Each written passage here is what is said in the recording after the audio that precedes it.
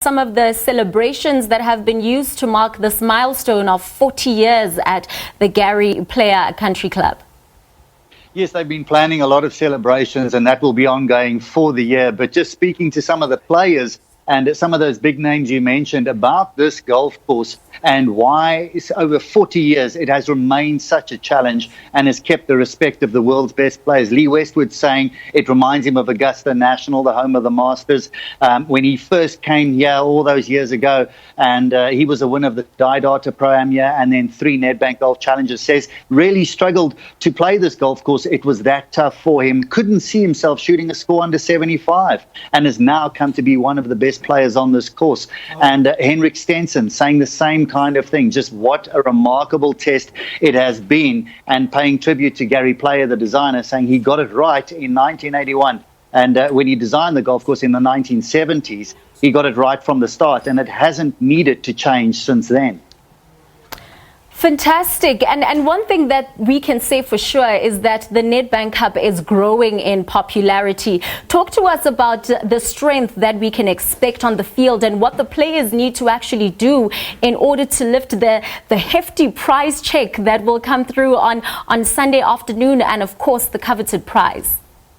Yes, $2.5 million, the first place check this week. So that's almost double. That is double what Lee Westwood won for first place last year. And that's, that's what the Nedbank Golf Challenge did when it launched in 1981. It blew the world away, the world of sport away, by offering the richest prize in golf. And it has consistently over the years just raised the bar and kept remaining Africa's major, as you mentioned, and kept that level of excellence. So a lot on the line. Race to Dubai, points on the line as well, with the final in Dubai next week. So it is a big event in that sense, and a lot of players' schedules. Bernd Wiesberger leading the race to Dubai at the moment. He'd like to consolidate that this week. So there is a lot of those elements on the line, and a decent field, a strong field that's come out in response to that. No, absolutely. And with just the course itself, we've got little rain that is expected. How do you think that is going to affect the course, and how will it play? Well, they did get a little bit of rain here, and surprisingly, a number of the players saying they found the course to be quite soft compared to what they've experienced in the past.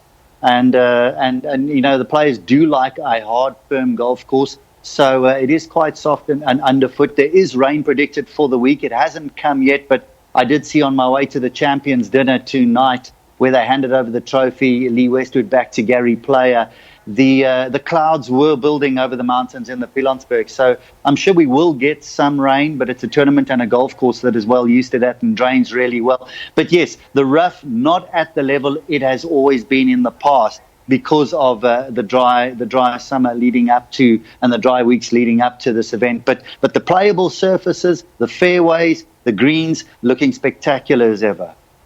And just speaking about Lee Westwood, he's going to be looking to make history this weekend, possibly the first player to win it 4 times.